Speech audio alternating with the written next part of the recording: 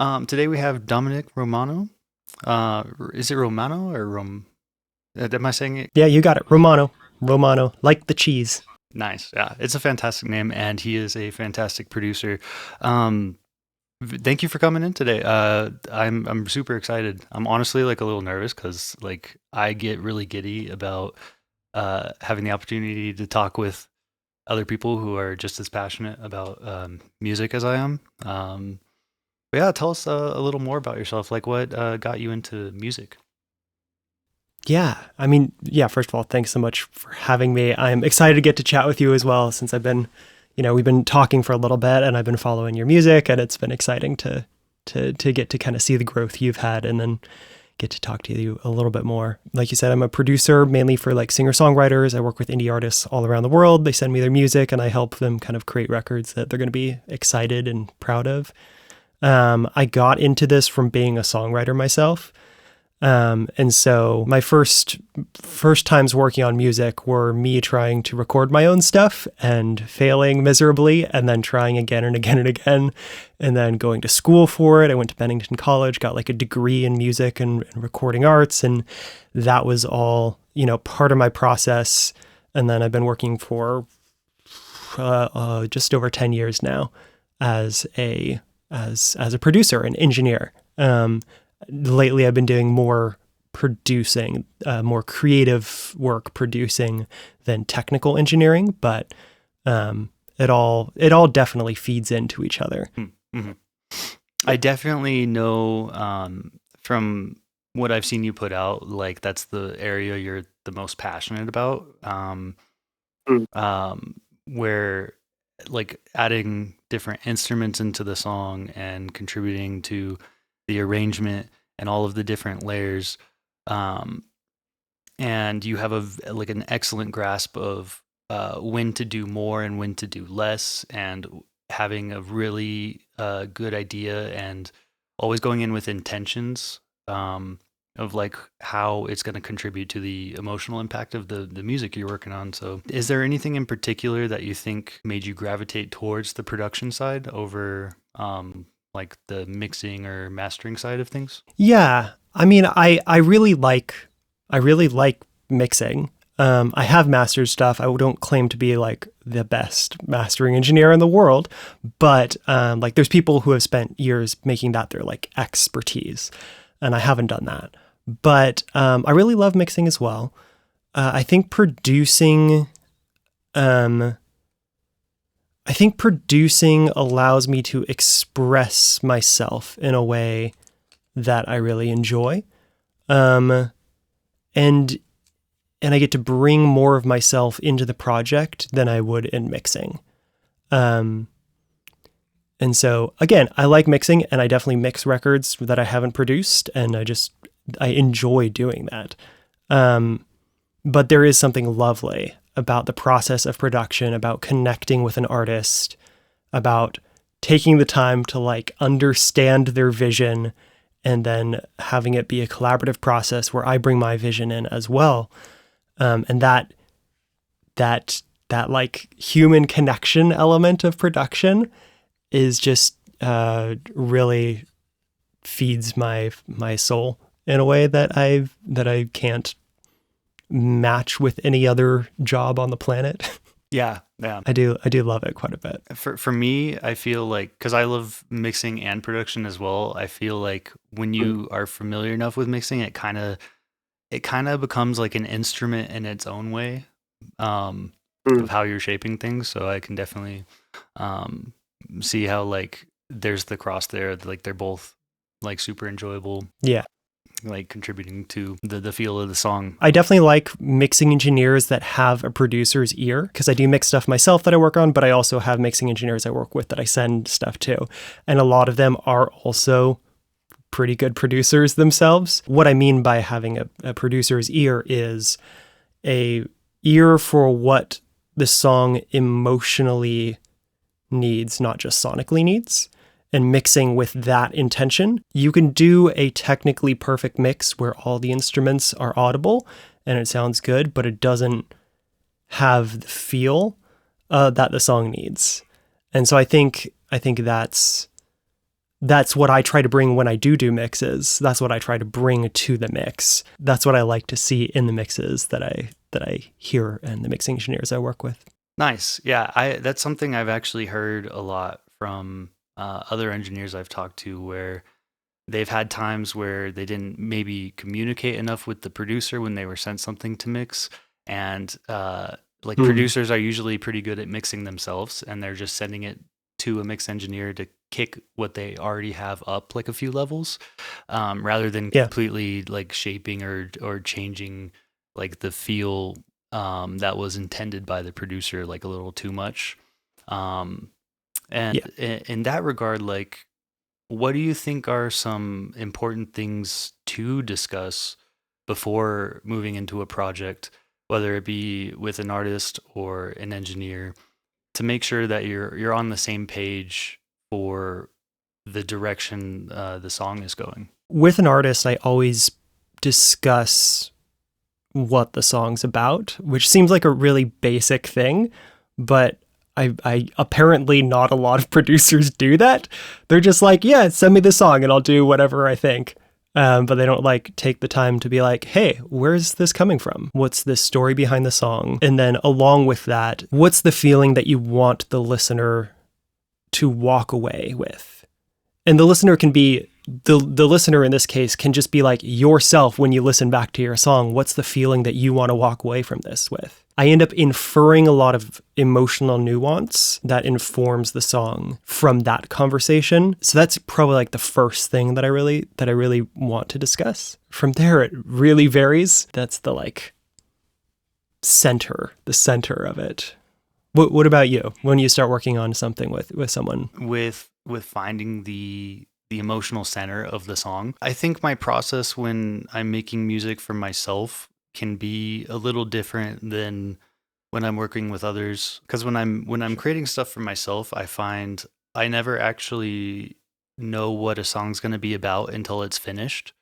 Um, Mm. because like as I'm constructing the music, the emotion kind of like starts to pop out over time, and I just am trying to pull out from my own experiences and influences, trying to match the emotion of what the song is trying to get me to like gravitate towards.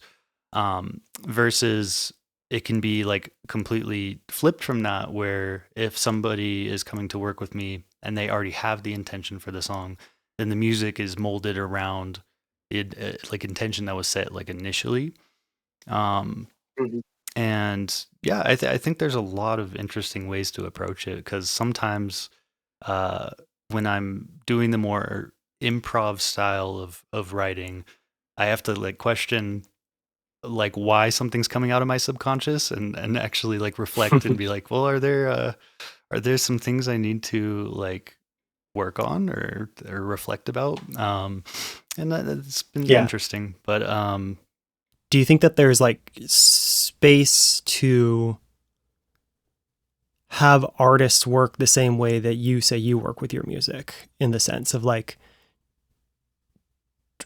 do you like to work that way with artists where you're kind of discovering it together? I say I usually like to have a pre-written song. I don't usually, I mean, I definitely do, I do co-writing, but not in the process of production. To me, they end up being mostly separate. I come from a very like dude with a guitar kind of area of writing for the most part, and so that's where I end up coming from. But like for you, is that something you do with artists? Is that kind of same process that you work yourself with as an artist? yeah, I feel like it was more common for me to do that when I was working more like in a physical space, like a studio with artists. I haven't quite found a way to work that way remotely, but I will say there's an awesome artist I got to work with last year, and she had just lyrics written down, and being able to take the lyrics and the place that they were coming from and try to capture what the energy of that was and put it into the demo that I wrote for the song for her. Because it was very like empowering, like female empowerment, and trying to tune into that kind of emotion, and that space where it's coming from, even if it may not be like something I like personally have experienced. I do have amazing women in my life that I look up to and that I think are incredible and like really strong, and trying to put that into the music. And yeah. It flexes the empathy muscle for sure, to be able to find a place to relate to whatever people bring you. I feel like it's a major, like, I'll call it a soft skill of production. It's not the like literal ability to use a mic. It's not like that kind of technical skill, but it is a major skill that comes into play a lot, is just plain empathy. Yeah. Speaking of that, what are some of the soft skills or skills outside of the technical or even like creative side that you feel like play a big role in having a career in music production and just in the music scene in general? Like, for me, when I was young, I was like, I'm just going to be making music all day. And then you learn about admin, the business side of things, the parts that on the surface don't seem so fun, but are really important to make something go from being, like a hobby to an actual way to make a living. Yeah, it's funny. We had an intern at the studio that I've worked at for a long time. They had been to like the LA Recording Institute, and they had their technical skills were down great. They're awesome. And it was just the plain like professionalism soft skills that ended up like not being a good fit for working at the studio. And that was probably the clearest moment where I realized of like, hey, there's a lot more than being able to record music that goes into being able to work in music recording. I feel like some of the soft skills you need would be like time management, the ability to kind of use a calendar and know how to like, budget appropriate amounts of time, the ability to connect and relate with people. There are definitely some artists that go on their own and are lone wolves and just like blow up on their own doing everything themselves. But for the most part, this art form is a very collaborative style of art form. Music is meant to be shared. It's meant to be listened to. The history of music goes back to everyone getting together and playing. Certainly in folk music that I work in a lot, the history of that is very collaborative. It's about bringing people together. And that I think is true still. I totally agree with that. Yeah. So being able to connect and relate with people is massive. What are some that you can think of? I'll try and think of some more, but those are the two big ones that come to mind. Oh, definitely like the figuring out how to approach people in a genuine way that is genuine interest, but also trying to balance that with I have responsibilities and I have like bills, like I need to survive, right? And trying to find that balance between genuinely caring and wanting to provide, but also like for me, just having faith that what you have to offer has value, and then just working with that relationship with money. We do it for the love of things, and there's always going to be things in the world and in society that are hard to watch or deal with, like artists not getting paid enough, and just dealing with those things, and then also just being able to communicate and connect with people, because it can save you a lot of time and a huge headache by understanding and getting on the same page before putting in hours of work. So communicating, and then also just that like faith in yourself. Yeah, jumping off of the like faith in yourself, that is massive for sure. You've got to have, I'm not going to even try and rephrase it because I think that's perfect. You have to have faith in yourself. The one more thing that I thought of as you were speaking about that was another thing you really need to have is tenacity in the face of challenge, because this is an industry and an art form and a way of expression that is rife with challenge. You never actually get out of the place of being faced with challenges. The challenges just shift to be a little bit different, but they are always there. And so the ability to be okay with, or more than that, thrive in the face of challenge. And I don't know if that's a skill you develop, which is why I wasn't necessarily saying it up front, but it is something that I think is an essential element of being an artist in music. Yeah. No, I definitely agree. And that's part of what I love so much about it is I think life is about growth and developing not only in your passions and skill sets, but like as a person, the challenges that you can face working with people from all different kinds of backgrounds and with all different kinds of stories definitely gives you a lot of like life to live and a lot of lessons that I think uh, is part of the reason why I connect so well with other musicians and other artists is um, they care so deeply about what they do and about other people. And they're willing to rise to those challenges. Not that there's anything wrong with it. A lot of people will shy away from the harder things, and they would like to have like a simpler path. I do think people who are taking on those challenges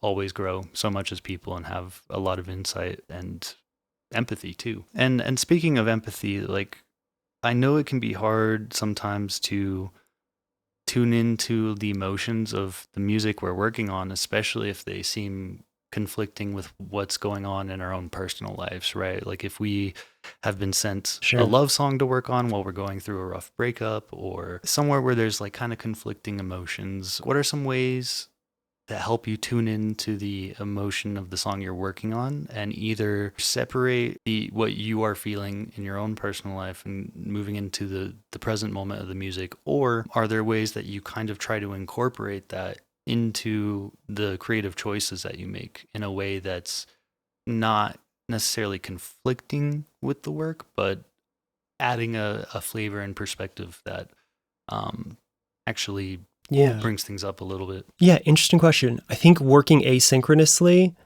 definitely helps that. It helps that potential conflict because of the way I work, where most of the time artists are sending me stuff and then I work on them kind of on my own time and then send them back. I can choose the times that I'm feeling like I'm capable of relating to those songs. Given the example of someone sends me a straightforward or just like a unabashed love song and I'm in the middle of a breakup and I'm like, I'm destitute and I just can't get there. Ideally, I try to pick songs from artists that to work on that feel like they bring you into the song inherently. Ideally, the song is going to bring me into the space that it needs me to be in. At least in a sense of I'm visiting this. This doesn't have to be me to my core right now, but I'm visiting this and enjoying it and being okay with that being like a break similar to like how people play video games to escape the reality, or like, you're not there in the game doing everything that like you're not actually there, but you're getting to enjoy visiting it for a moment. And I feel like a good song is going to bring you into that space that it exists in. So choosing times where I'm emotionally willing to be okay visiting is part one. And then part two being the songs themselves should be ones. You shouldn't be working on a song that doesn't move you. And I try really hard to only take projects that I'm excited about, that it's going to kind of move me, and will bring me into that space. I really like what you had to say there. One of my favorite quotes he works as a mastering engineer and he's been a producer. He's big in the marketing and a space where musicians can learn to build their community around their music. Who's this? Jesse Cannon, Brooklyn guy. Music is a drug that makes you feel a way you'd rather be feeling. I don't know. That spoke to me. And I think it's very much the same with like movies too, where maybe you didn't experience that thing yourself, but you're kind of experiencing it like secondhand through like feeling the emotion of what was written and what's being performed, and it pulls you into that world. So part of why I think creativity is so important. I think creativity is like a muscle that you can develop, and it allows us to have empathy because we are able to put ourselves in other people's shoes when we have that creativity and the ability to tap into experiences that are outside of our own. Yeah, I agree. I think most forms of creative expression have to do with connecting and sharing to some degree. It's this amorphously shared human expression of art and creativity, and that's something that we all understand but can't quantify. It makes it a very unique form of connection. So we went over like how there are a lot of things to keep track of. Things can definitely feel overwhelming between those internal battles and external battles. Has there ever been a time where you felt like you were on the verge of giving up or switching directions into doing something else? What stopped you from giving up, and like was kind of a moment in time, if there was one, that made you like commit to, I'm gonna make this work, I'm doing this? And how did you work through any of those doubts and challenges in that point in time? In 2019, I had been working as a full-time recording engineer for about for 4 years, I guess it would be. And yet I could count on one hand the amount of projects that I was truly excited about and proud of in a year. And it was definitely my lowest point of excitement about what I was doing. At that point, I was working totally in person. I was limited to the kind of pool of artists that exist in the Northern California town that I live in. But I knew that I wanted to make music, and I knew that I wanted to do that. It just wasn't fulfilling for me in the way that I wanted it to be.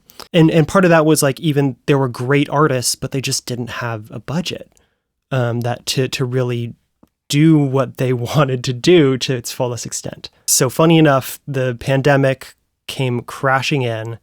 It stopped me from doing any in-person work for a while. And during that time is when I started branching out to working remotely with people. And that was an eye-opening kind of experience for me, where I could suddenly reach out to the people that were inspiring to me and try and only take those projects that felt like they were connecting with me in some way, as opposed to being an engineer where I'm just available for whoever walks in through the door. But prior to that, I did have a period of time where I was like, this form of this job isn't fulfilling to me. I don't think I ever really truly considered quitting music altogether, but I definitely considered changing something.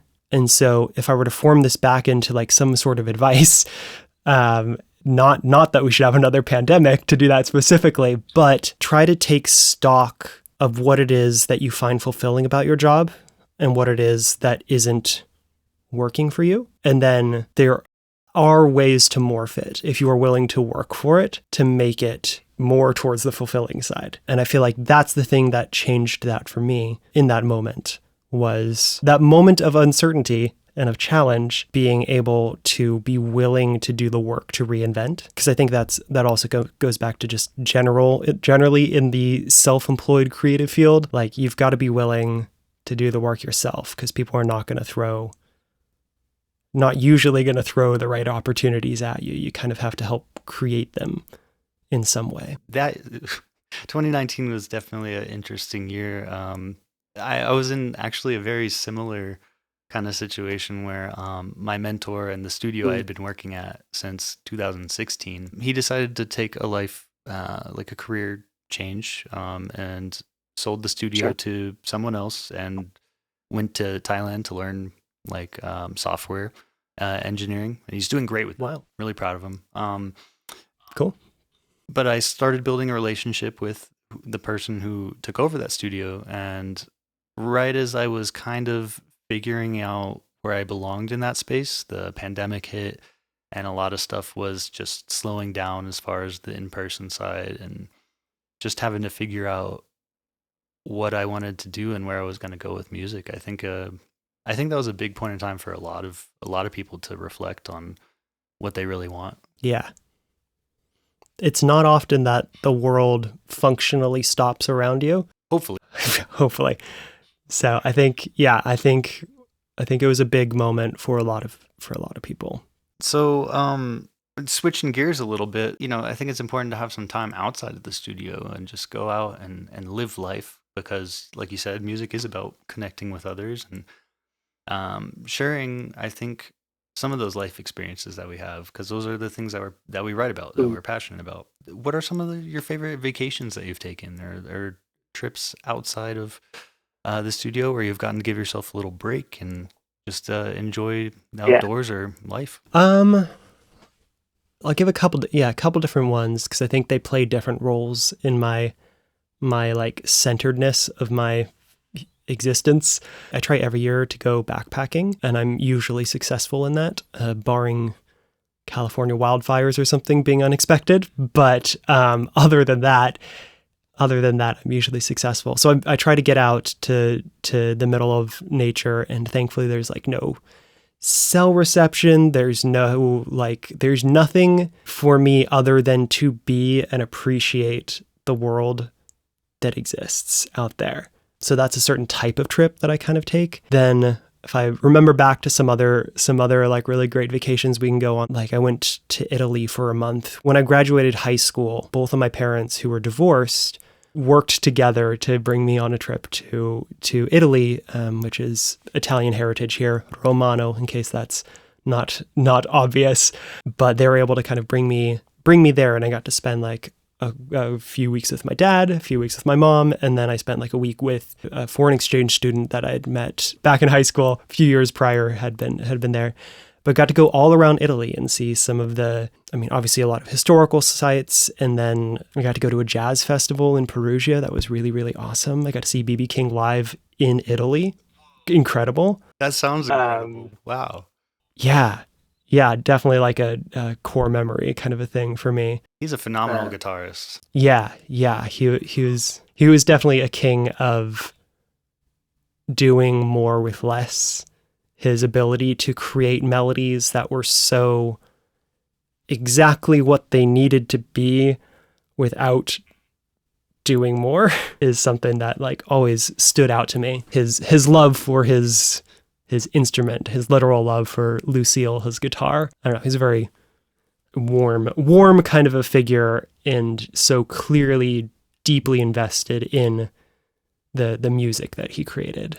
That's inspiring for me. Awesome. Do you like to name your instruments as well? I have not named my instruments. I definitely have individual relationships with each of them, but I've not given them names. You can't see it here in the thing, but on the wall, my violin actually came from my great grandfather, and it's like a German factory made violin. It's nothing like particularly special other than it's very old and aged wood is nice. But yeah, he used to like use it to play duets with my grandma when she was a kid, and she remembers them. And she was playing piano and he'd be playing the violin, and it finally kind of got passed down to me through the years. And so that's, again, not a name, but a very special instrument for its history. The stories behind instruments play just as much of a role in how special they are. Like, I love picking up used instruments because I'm like, you don't know.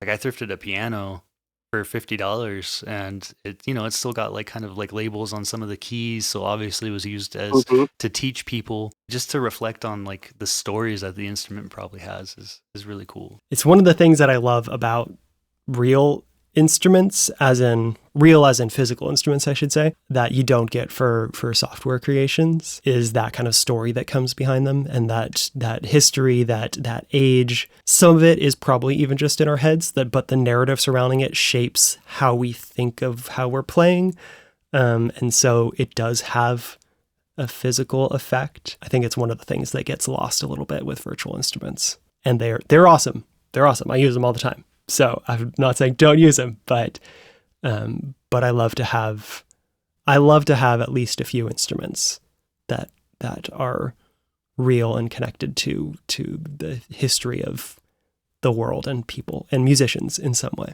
I think it brings a sort of magic to the productions too. I totally agree, because it's not only unique, it might be another piano or another guitar, but it's how the emotions and like the feeling of how it's being played like transfers through, and like the imperfections in the instrument give the song like character. I just met a production buddy here in my area who likes to collect like those old toy pianos or like old synthesizers, like weird quirky things. He has a genuine like Rhodes, which I've never got to play a real Rhodes before. There's just something magical about it versus playing like a VST instrument. And I think those, how it makes you feel when you're playing it, is something that is captured in the recording. Yeah, absolutely.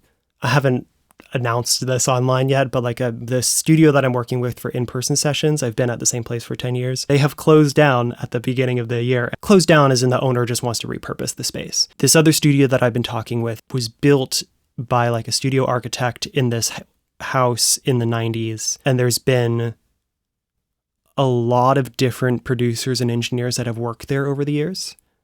There's a history to the space itself that inspires me when I walk into it. Some of these people that worked there, I got to meet and I know them. They're like, you know, we'll say local celebrities in the engineer production scene. But there's been a lot of different people there that have worked there. And it's similar to an instrument having history, that space having a history of projects that went so beautifully, of engineers and producers that have spent time on the craft and molded those songs.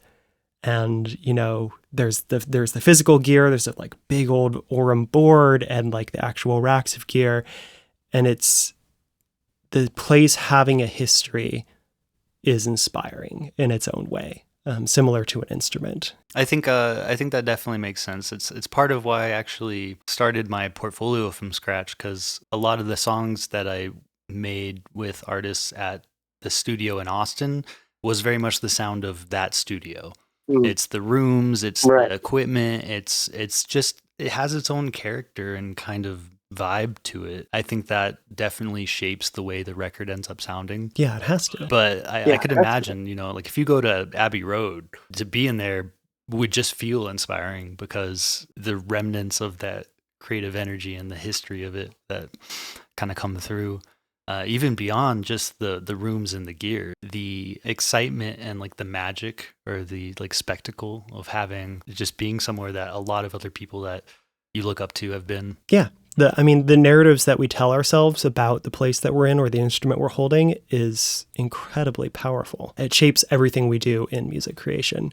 Yeah. I know we also have like our home setups as well. What was like your first piece of gear when you got into recording? The first piece of recording gear I ever had would most likely be qualified as my mom's laptop in like 2007, 2008 maybe. And I was like, had just picked up the guitar and I wanted to record something, and she had GarageBand because it was a Mac. And so just pulled out GarageBand, laptop speakers, microphones, and just tried to play something, and it sounded terrible. So that's one for sure. And that's a big memory of where I come from in the recording space, is not even my computer, just trying to use whatever was available to me to make something. And at that point, it wasn't even to share. It was just like, I want to hear this song back that I created, because I can then listen to it in a different way. And then at some point, my uncle heard that I was doing a little bit of recording on my own. He sent me, I'm not even going to remember the model, but he owned a bar in New Jersey. At the bar, they had a bunch of bands come in, live sound stuff. He sent me a microphone that had been used so much in that bar, but it looked good and it worked. And so he sent that to me. It was like, it wasn't an SM58, but it was some sort of equivalent to that. And that was the first time I actually like figured out how to get an adapter at that point. I think it was a direct plug-in adapter for that, to actually plug that into the computer, have a microphone. And I was like, wow, there doesn't have to be layers of static surrounding the sound that I'm picking up here. This is amazing. I slowly developed a bit of finesse for recording from there, but I think those are the two big pieces that like started out just my family supporting me basically in various forms. I love that because I think you have that first experience of like recording something and hearing it back, and it's exciting. And then, at least for me, I just started getting really nerdy about like, okay, why isn't it sounding like my favorite records? What do I need to do to get it to sound like?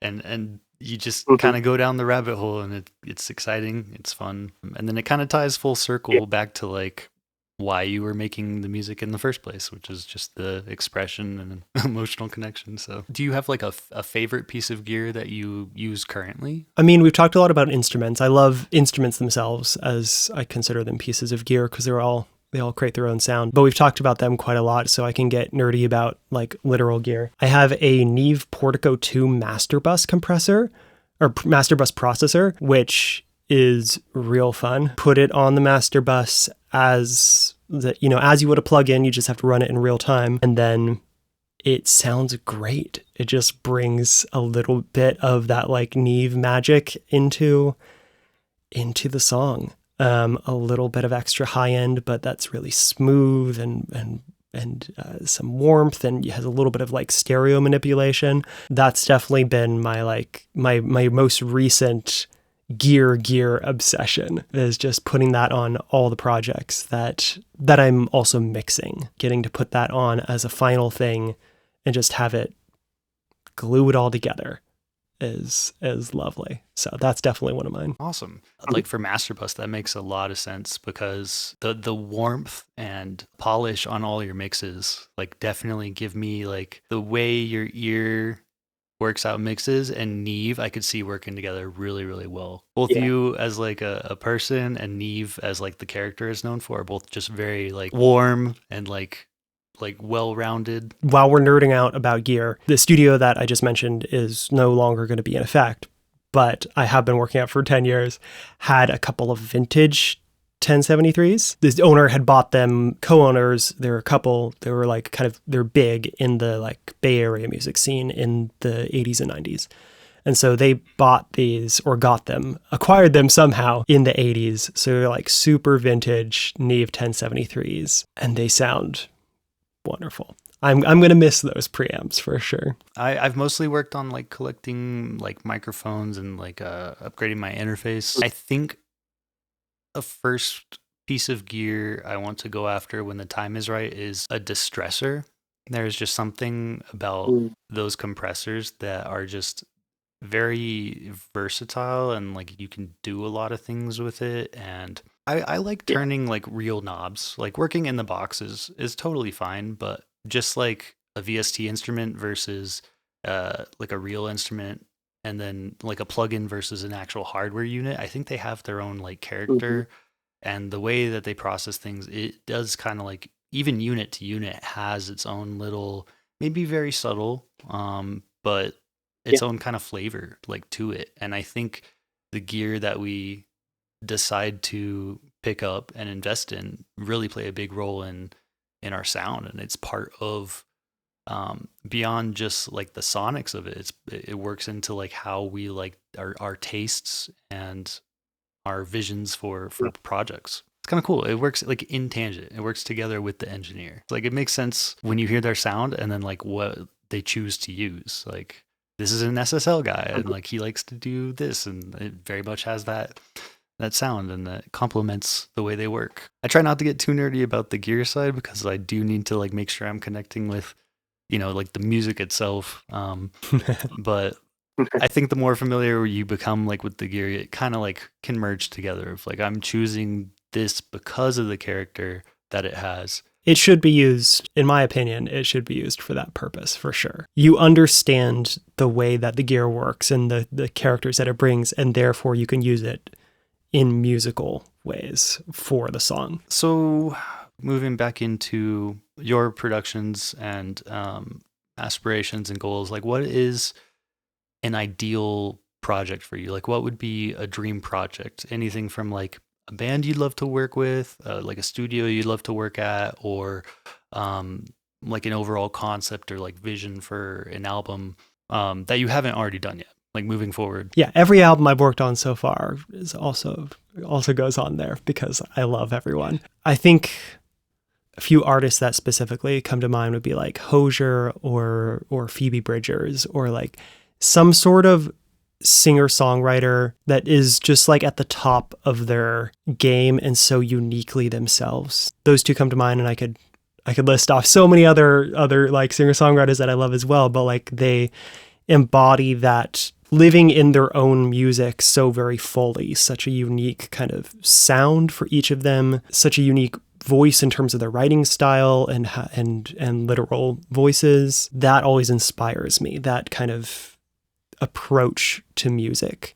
And so getting to work with either of them someday will be an amazing kind of experience. I could definitely see you doing a phenomenal job for both of those artists. I love Hozier, and the little bit that I've gotten to hear from Phoebe is also fantastic, and definitely a vibe I could see you being really, really excited about. Do you own any Rubber Bridge guitars? I just got an Orangewood Rubber Bridge because I kept trying to do like the Rubber Bridge hacks, and none of them worked as well as I wanted them to. Like, it's okay, like taping kind of got it, but it also, like, if you're playing a full song, it kind of comes untaped because of the vibrations. And then I bought the, like, I don't know if you follow Audio Haze on YouTube. Yeah. But he's like, he released, I think he calls it the Plunk, and I'm sure it works well on many other things, but on my guitar, it didn't work so well. It just kind of put it out of tune. And so I finally just caved, and I found an Orangewood that came up for sale in Seattle, and had my friend grab it for me and bring it down. And it's been really nice to have an in-tune Rubber Bridge guitar.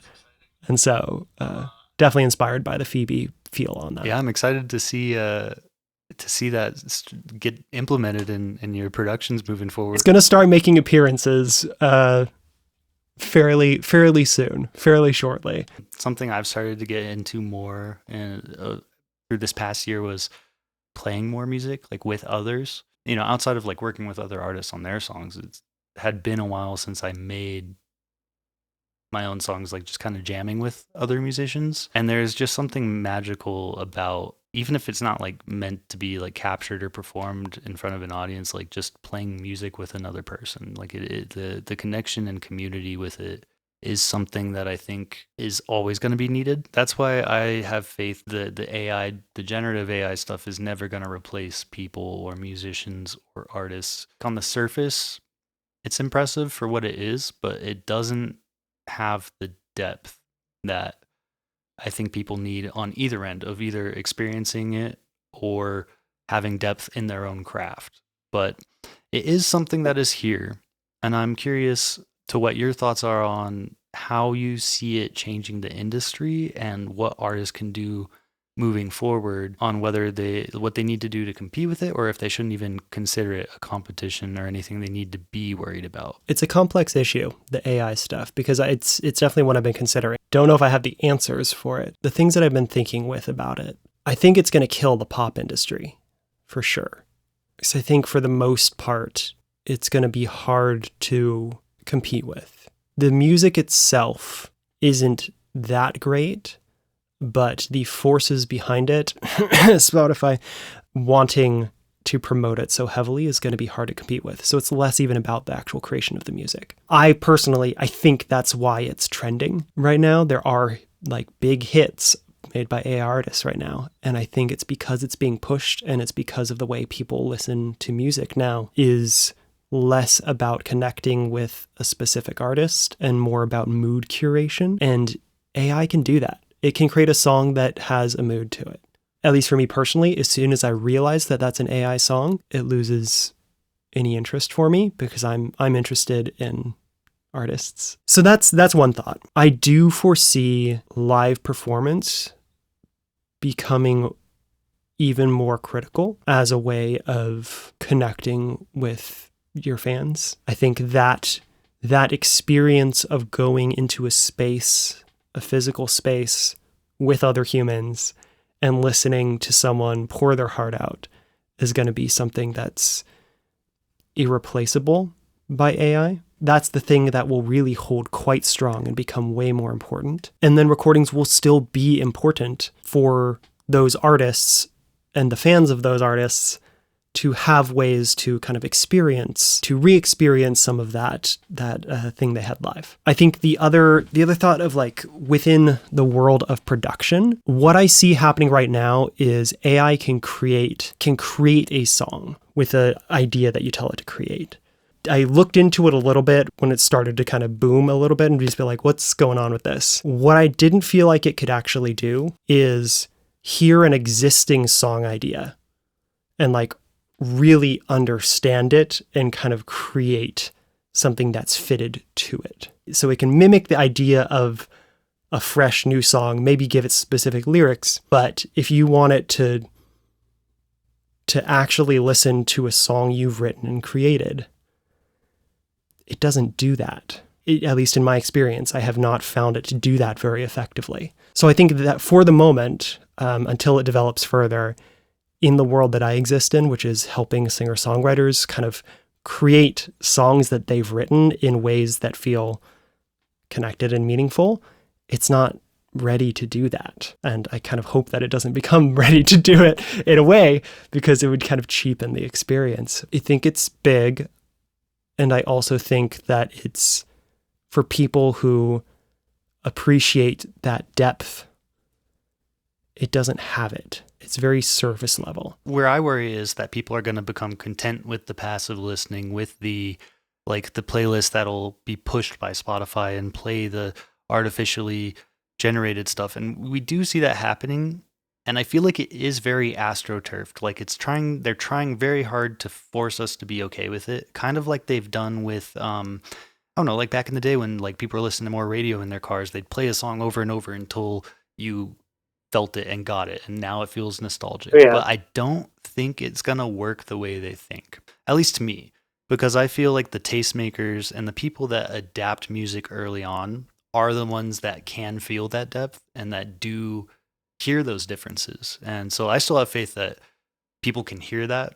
For what AI is, it is impressive. Like when it started throwing little things into like the vocals that sounded kind of moody, I was like a little taken back, because that was kind of an impressive run there. It feels like there's some tones, but I also can tell there's this weird artifacting and just uncanniness to it. Like it might sound like a guitar, but when you really key into it, it sounds staticky because it's just reverse engineered noise. Mm-hmm. And I think that comes through, and even if they can minimize that over time, I think it's something that's always going to be there because it's always going to be what it is. And I found like if a song's recommended to me on Spotify and it sounds kind of off to me, like even if it's not an AI song, if it sounds too polished, too like artificial, I usually just am not interested in the song now. I love polished productions. I love pop, but there's something just about it, even listening on, not even on my headphones, but like AirPods. And I found that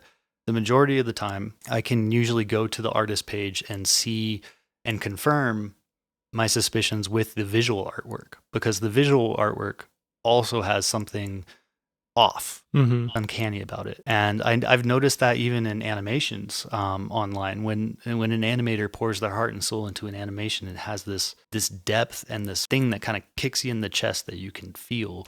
And I think that comes through with music too. So I'm really hoping that artists still have faith in themselves, and I have faith that people do like depth in their craft. So even if AI is somebody's introduction into making songs, it could be like how it used to be, where people just put a few samples together or loops and are like, oh, this is kind of fun. And next thing you know, it spiraled into them having a DAW and learning an instrument and stuff. So I would love to see it become kind of a gateway to people actually creating things rather than solely prompting slop that people, I think, are very quickly gonna be tired of. When you mention live shows, I definitely think things are gonna swing that way. We're tired of scrolling all day. We want to go connect with real people. We want to experience the live music. We want to watch people paint on the street, like doing their graffiti art or whatever it may be. And I'm excited to see that moving forward. Yeah, and I think the comparison to social media in general is also a really good one. I feel like when AI became way more prevalent on social media, they started to have a big drop in people participating in social media. It's not fun to be on there and only seeing things that you know are not real. It sucks for those of us who exist, like have to be on social media a little bit in order to like make these, work connections basically, but make these creative connections. You have to work so hard to make sure the algorithm doesn't force you in that direction. I think that eventually people will get that for music as well. I think that will happen eventually for music if the AI trend continues to be like as massive as it is. If something doesn't stop it before then, I think that will be the eventual outcome. I hope that it shifts course by force of the audience's, like the listeners' vocalness about it and, choosing to listen to the things that they know are real and being intentional about their listening. I hope that it's by force of that. But I think as an absolute fallback, Spotify will become an AI graveyard of music eventually that no one uses because it's not good. For me, it would be incredibly disappointing to like discover your new favorite band to find out they don't even exist. And I feel like a lot of people also feel that way. I think in the future, it'll possibly find its place as a creative tool, but I have yet to see anybody use it in a way that's actually creative that made me feel inspired. Or there's been nothing I've seen that has been AI generated that has moved me emotionally. On a technical side or like sonically, I might kind of be like, it might pique my interest, but it never actually moves me the way I think art should. I think it's just the result of market meeting demands, because for a long time now, music's been, you need to keep putting out more songs, put out more songs, put out more content, more, constant consumption. And I think it was kind of like the logical conclusion of what social media and the algorithms were expecting out of people. You only have so much time in the day. You can only put so much into something and still produce the quantity that was in demand. Now that we've kind of reached that pinnacle, we're going to start swinging back to taking more time, wanting more depth, slowing things down a little bit, and really like putting that time and effort and polish and care into the things that we're putting out into the world. I think so too. I've got some faith in humanity in that same way. Yeah, same. That's why I think going out and experiencing live music and connecting with other people, it really like makes me feel more optimistic about the future. Yeah. Do you like cats or dogs? I know complete switch on vibes here. I grew up with both. I love both. I think I've had more dogs than cats, so I guess I'll say dog. Yeah, but I grew up with both. I grew up on a little farm in the middle of rural Northern California, and so I've had cows, I've had chickens, I've had horses, ducks, cats, dogs, fish. I love animals. Animals are great. I like animals too. I always try to say hi to the deer when they're out in the neighborhood. I'm like, hello. They look kind of scary at night though, because their eyes glow like skinwalkers. Oh yeah, for sure. What's staring at me? Who knows? Absolute side note, but I love an idea that I picked up from Native American tribes. Whenever you reference or talk to animals, or even plants, but particularly animals, or if you're talking about them, using a who instead of a what. I feel like a lot of people would be like, oh, I saw an animal today. What did you see? As opposed to saying, who did you see? I've tried to linguistically integrate that into how I talk about animals and the world around me in general. Yeah, I like that a lot. Total side note. I think that would be like particularly applicable to owls. I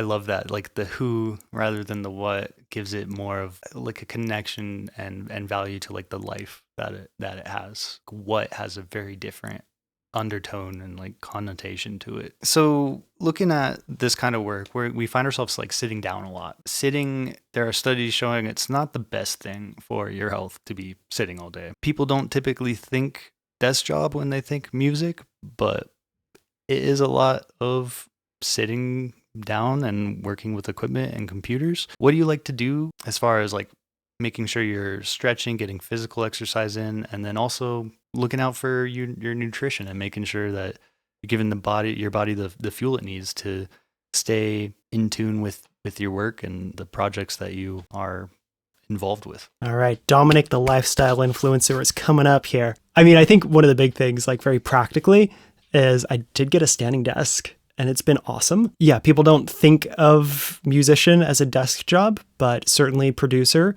you're at a desk a lot. So being able to stand up or sit down in order to kind of change the positioning a little bit, or even just like if I'm recording vocals, it's better to stand up, and usually would have to like bend over to like do the things. And now the desk is just wherever I need it to be. So very practically, it works quite well as long as I have the speakers attached to the desk so that they move appropriately with me. So I mean, that's like a very, very functional thing. But I don't know, for me, it's just about movement. I don't have anything grand to say on that, but like I personally have been like a social Lindy Hop swing dancing for 20 years now. And so that's like a big thing that I do, and I do that every week. So that's, 3 hours of body movement and also just like connecting with people and getting to interpret music through your body. And that's a really wonderful kind of community that I've built here. Other than that, like going to the gym, it is something I do actively enjoy. I'm not as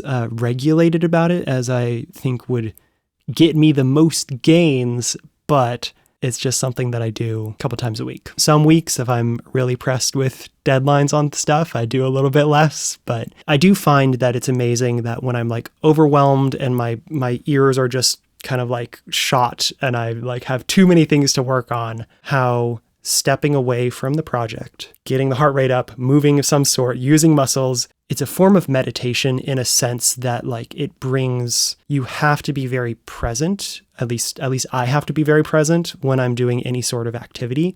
It brings me out of my head into my body. And then I can come back to the projects that I need to do. So weightlifting, I go running. I told you I like to go backpacking. Most of the stuff I do has to be pretty independent. Like I used to play soccer when I was younger, but it's hard to commit to a schedule working as an artist and a producer. Lots of independent kind of activity. I also love playing soccer, but I never actually joined a team because I wasn't interested in doing the cardio they were requiring. Maybe not. I just wanted to kick a ball. Yeah, what you said about stepping away from what you're working on and getting some physical exercise in and back into your body, I found to be very true as well. When I was doing a software engineering course back in 2023, there were times where I'd be stuck on like a coding problem for a while. And I found I could either take 3 or 4 hours to push through that problem solving or frustration, or I could step away for a little while, go to the gym, get some exercise in, and then when I came back, I'd have it done in 1 hour. I definitely think getting that mind-body connection back in place and getting the heart rate up definitely brings us back to center. It's hugely helpful. And it's also like you have to start to recognize as a creative person, there's a sweet spot between I've challenged myself and I'm no longer being productive. You need to quit at that point and take a break. But you don't want to get to that too soon, because there is definitely the possibility, especially with our current kind of attention spans as they exist, of not wanting to face the challenge. That resistance there. And starting to be able to recognize that in yourself. Feel like I've gotten better at starting to recognize that in myself. And it has helped to know when it's a good time to take a break and when it's a good time to throw my phone across the room and delete all the other like things up on the computer and just be like, I need to focus. And so being able to recognize that moment is important. I'm starting to get better about that as well. Like, because I love mixing so much, sometimes I find myself spending too long without breaks. And I've gotten better over time at recognizing where the sweet spot is to give your ears a break. Like, I find if I'm fishing too often rather than making moves with intention, or if I start to become uncertain on like if I build up a chain for something and tear it down and try again, usually that means I need to step away for a little bit before I come back. What are some of the things that you start to notice when you need to like give your ears a little bit of a break and come back fresh? I think for me, it's more of a feeling. It's the feeling of I'm trying and yet I'm frustrated. That's a very different feeling from I don't want to do the work. And so that's probably the biggest one, is a feeling of I've tried and I'm frustrated. Frustration isn't going to get me there. I need to take a break from whatever this one is. I don't know if I have specific in-DAW tells for it, but that's the feeling I get. It's a difference between like, I'm not excited to be working on this and I'm done with it, frustrated, and like, I really care about this and I want it to be the best it can possibly be. I had thought of this question when I was sitting at a coffee shop with a friend of mine, kind of jotting down some ideas, but I was wondering if you got to be like a ghost or a phantom that could like travel time and be in the room during the creation of one record without like altering the project. What record do you think you would like to sit down on and like watch the process of? So I think one record I would definitely want to sit down, not be part of, but like to watch the process of. I'm going to say something a little controversial. I'm not the biggest Beatles fan in the world, just of like literally listening to their music. I just don't connect to it a lot, but I am such a fan of how they revolutionized how recording works, that like getting to be a fly on the wall in like the White Album, for example, for an audio nerd like me would be a dream. So that's definitely one that would be up there as well. A little more modern, I would have, I don't know if you've listened to Madison Cunningham's Revealer, I think it's called, her 2022 album. Super cool. Her ability to meld really interesting musical elements, complex musical elements, it like in theory terms, like complex musical elements with really interesting production choices, but in stuff that comes across easy to just, you don't have to know all that in order to appreciate and figure out how that got created. It's cool to like get a window into like the way people think creatively. I always find it like inspiring. The way people approach things are so vastly different, even though the fundamentals may be the same. The way that they use those fundamentals and the direction they take, everybody kind of falls into like their own way of doing things. I think continues to grow and change over time, but we learn through each other that way of like, oh, I never thought about approaching something this way, and it's really cool. It'd be great to like sit in on some of those records. I feel kind of the same way about the Beatles, by the way. I don't think it's controversial, but maybe some people do. Like, they're just so big. They're so big, and their fans they're such fanatics in the truest sense of a fan word. I think it's controversial in a sense. That being, I'm not saying they're bad at all, clearly. So that I think that would be more controversial. Like the Beatles aren't important. That would be controversial. Yeah, the Beatles had zero impact on anything and are unimportant. Just like snip that out and be like, look what. Yeah. Just put that out of context on the internet for me. Thank you. I appreciate that. Oh, man. What do you think makes a record phenomenal? Like, what are the defining characteristics of an album that... A record as in an album? Mm-hmm. As opposed to a single release? Yeah, it's like a full compilation of songs, like an album. I think one of the big differences between an album and a single is an album holds together as like a emotional and sonic experience. For very understandable reasons, a lot of albums these days are a bunch of singles because that's how a lot of the industry is forcing artists to work. But it is really cool. This is on top of my mind right now because I have two of my artists that I've worked with a lot that were in pre-production stages on an album. And pre-production stages on an album means talking about like choosing the songs that will work together and then functionally talking about like, what is the sound of this album? How are we progressing you as an artist with a sound? And how is it going to hold together? What are going to be our mainstay elements that stay throughout the whole song, the whole album? So this is top of my mind right now of like what makes... These are artists that one of them I've done an album with before, and one of them has just been singles up to this point. And so it's really cool to think in terms of that grand experience.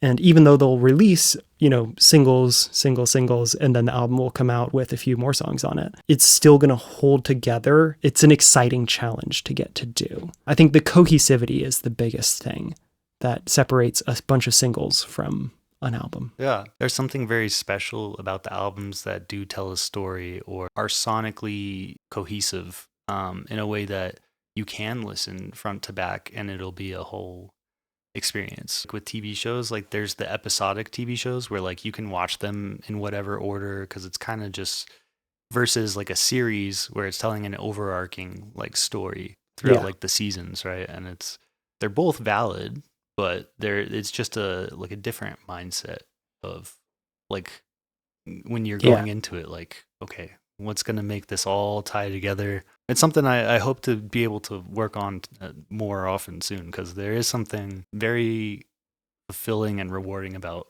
getting to do bigger projects. Is there an album that does that that you think deserves more attention, or is there a record out there that you wish more people knew about? I mean, I feel like it's a cop out to say ones that I've worked on. Totally valid. I pour my heart and soul into everything I work on, and so it's hard not to be like, but they deserve so much more.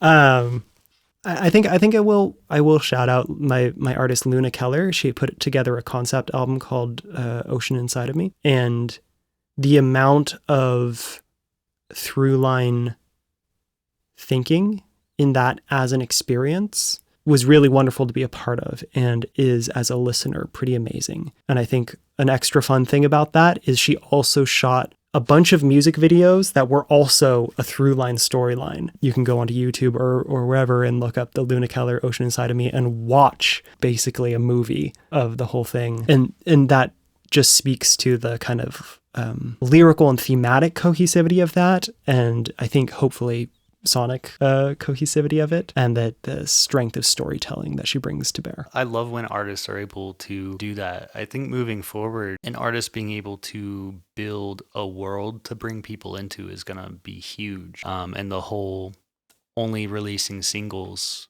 is not going to be a game you want to compete with, because I think it's going to kind of move towards, back to the slop stuff. So having that creative vision and throwing as much into the world building as possible, I definitely see things going that way. You said Luna Keller. You've put out videos talking about working with her, right? Because it's ringing a bell. Yeah, she's one of my first artists that I started working with remotely.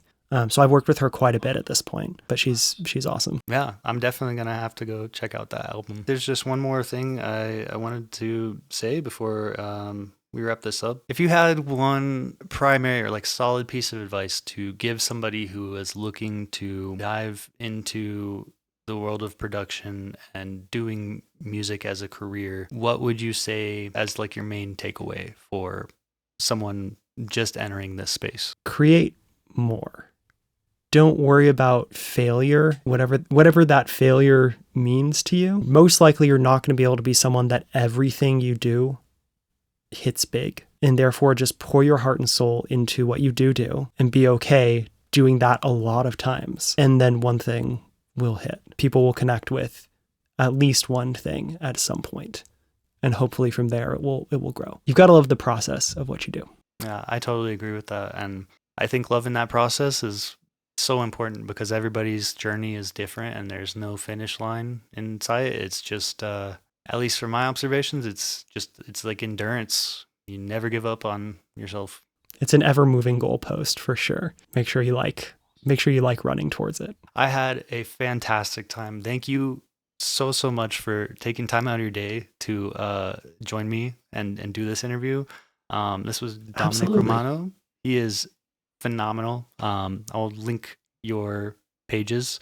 I know I've seen him putting out more YouTube content lately, and it's fantastic to dive into his creative process and the way he likes to think. So thank you. Thank you so much, Chad. It's such a pleasure.